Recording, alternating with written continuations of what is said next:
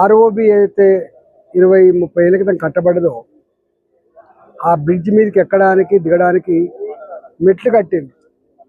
ఆ మెట్లు కూలిపోయి ఇద్దరు జార్ఖండ్ వాసులు సీరియస్గా ఇంజ్యూర్ అయింది. ఆ పేరుకే పత్తేనగర్ రైల్వే స్టేషన్, కానీ పత్తేనగర్ వైపు టికెట్ కౌంటర్ కూడా లేదు. పత్తేనగర్ వైపు గేట్ కూడా మొత్తం బంద్ అయిపోయింది.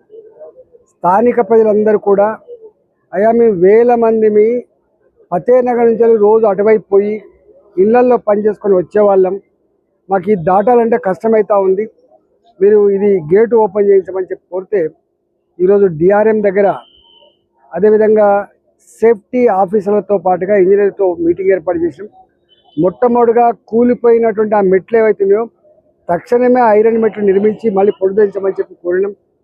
రెండవది, ఆ బంద్ చేసిన గేట్ అయితే ఉందో సెక్యూరిటీ పర్సనల్స్ని పెట్టి ప్రజలకు ఇబ్బంది కలగకుండా ఫుట్ ఓవర్ బ్రిడ్జ్ నుంచి నడిచిపోయేటట్టుగా అలౌ చేయమని చెప్పి కోరినాం.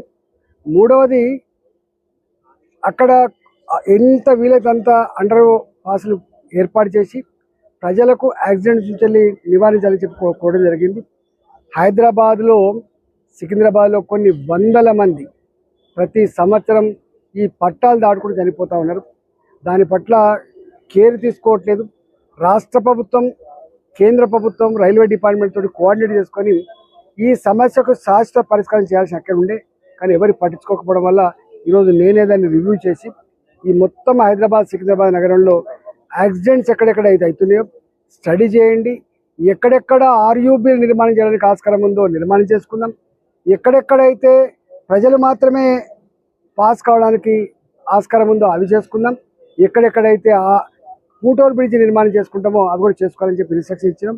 1 మంత్ లోపల మొత్తం జిహెచ్ఎంసీ పరిధిలో, అది హైదరాబాద్ జోన్ కావచ్చు, సికింద్రాబాద్ జోన్ కావచ్చు, స్టడీ చేస్తాం. మళ్ళీ ఒక మీటింగ్ పెట్టి దీనికి ఒక శాశ్వత పరిష్కారం కోసం మీరు కూడా రైల్వే మంత్రి గారితో మాట్లాడండి, మాకు కొన్ని నిధులు ఇప్పించమని చెప్పి కోరిండు. డెఫినెట్గా ఇచ్చి దీనికి ఒక శాశ్వత పరిష్కారం కూడా చేసే ప్రయత్నం చేస్తాం. నెంబర్ 1.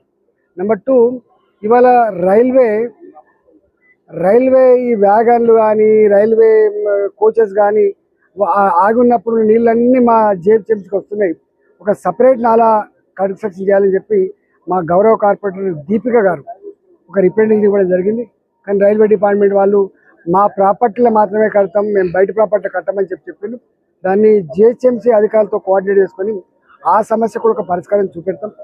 మూడవది, కొన్ని ఆర్యూబీలు, కొన్ని ఆర్ఓబీలు ఏదైతే పెండింగ్ ఉన్నాయో మేము ఇంతకుముందు గతంలో రివ్యూ చేసి వినాయక నగర్ కావచ్చు, షఫీల్గూడ కావచ్చు, అదేవిధంగా అల్వాల్ కావచ్చు, బొల్లారం కావచ్చు, తర్వాత వెంకటాపురం కావచ్చు, ఇలాంటి ప్రాంతాల్లో ఏవైతే ఆర్యూబీల కోసం, ఆర్ఓబీల కోసం పెట్టాం అవన్నీ 90% సమస్యలు పరిష్కారం అవుతా ఉన్నాయి.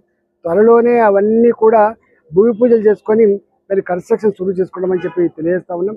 అదేవిధంగా కొన్ని రైళ్ళ స్టాపేజ్ కోసం కూడా మాట్లాడినాం. డెఫినెట్గా వాళ్ళు వయబిలిటీ చూసి ఎన్ని టికెట్లు అమ్మబడితే అక్కడ ఏ ట్రైన్లు ఆపాలి, ఏ ట్రైన్లకు డిమాండ్ ఉందో అవన్నీ చూస్తామని చెప్పారు.